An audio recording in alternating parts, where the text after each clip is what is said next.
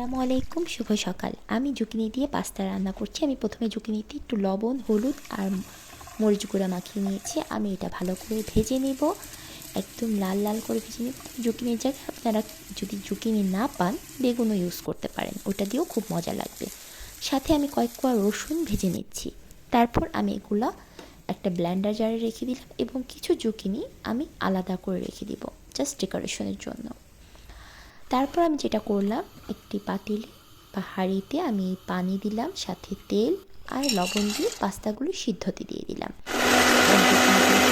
একটু দুধ ইউজ করে এই জুকিনিগুলো ভালো করে ব্লেন্ড করে নিয়ে তেলের মধ্যে সামান্য শুকনো মরিচ দিলাম এবং জুকিনির পেস্টটা দিয়ে দিলাম। এটা ভাজার বা এত কিছুর দরকার নেই, জাস্ট শুধু একটু বলক উঠলেই সাথে দিয়ে দিব হেভি ক্রিম বা ইতালিয়ানে যেটাকে পান্না বলে, কুচিনার জন্য, রান্না করার জন্য যে পান্নাটা ইউজ করে সেটা দিয়ে দিব।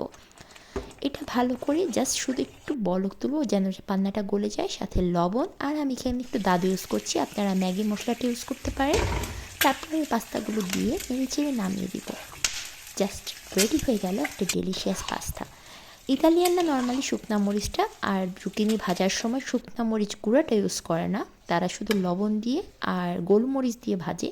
আমি এখানে গোলমরিচটা স্কিপ করেছি, আপনারা চাইলে গোলমরিচ দিয়েও করতে পারেন। ধন্যবাদ সবাই।